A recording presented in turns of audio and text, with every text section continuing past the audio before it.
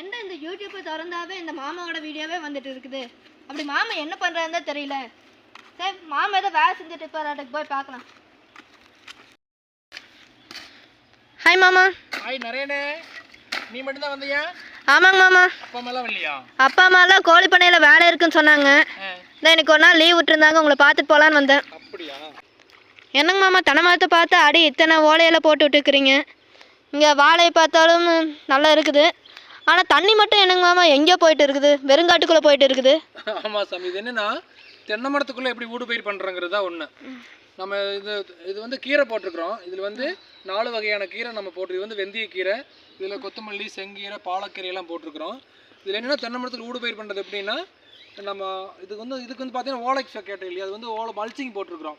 தென்னை மரத்து வேறு வந்து வெயிலில் படக்கூடாது, அதனால் ஓலை போட்டு அதை மூடி வச்சுருக்கோம். இது வந்து மூடாக்குன்னு சொல்லுவாங்க. இது சென்டரில் கீரை போட்டிருக்கனால இதில் பாய்ச்சற தண்ணியே நம்ம தென்னை மரமும் எடுத்துக்கு, வாழை மரம் எடுத்துக்கு. நம்ம இதில் வந்து தென்னை மரத்துக்குள்ளே ஊடு பயிர் செய்கிறது எப்படி, இதில் தினசரி வருமானம் பார்க்குறது எப்படி அப்படிங்கிறது மாதிரி ஒரு புது விதமான இயற்கை முறையில் இது ஒரு மெத்தேடு. அந்த மெத்தேடு பிரகாரம் நாம் வந்து பண்ணிகிட்ருக்குறோம். ஆமாம், இதெல்லாம் கேட்கும்போது கொஞ்சம் புதுசாக இருக்குதுங்க மாமா. ஆமாம், கொஞ்சம் புதுசாகத்தே இருக்கும். நம்ம என்ன நம்ம ஏரியாவில் வந்து நிறைய தென்னை மரங்கள் வந்து வெறும் களைக்குள்ளே அடிச்சுட்டு வெறும் தேங்காய் மட்டும்தான் போடுவாங்க.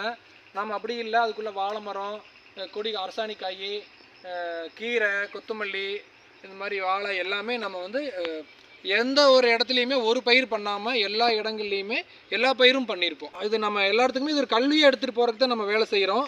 ஸோ அந்த விதத்தில் தான் நம்ம வர டிசம்பர் 31 இதுக்கு ஒரு பயிற்சி வச்சுருக்கிறோம். ஸோ வந்தாங்கன்னா நம்ம பயிற்சியில் வர எல்லா இடத்துக்கும் எப்படியெல்லாம் பண்ணலாம், எப்போ உள்ள பயிர் பண்ணலாம், எப்போ தண்ணி விடலாம், எப்படி தண்ணி விடலாம், எல்லாமே அவங்க பயிற்சியெல்லாம் சொல்லி கொடுத்துருவோம். இன்றைக்கி மாமா வீட்டுக்கு வந்து ரொம்ப யூஸ்ஃபுல்லாக இருந்துச்சு. எனக்கு நிறைய சந்தேகங்கள் இருந்துச்சு, அதெல்லாம் கிளியர் பண்ணிட்டாரு. இந்த மாதிரி உங்களுக்கு ஏதாவது சந்தேகம் இருந்தால் மாமா நடத்துகிற அந்த பயிற்சிக்கு நீங்களும் வந்துடுங்க. நன்றி, வணக்கம்.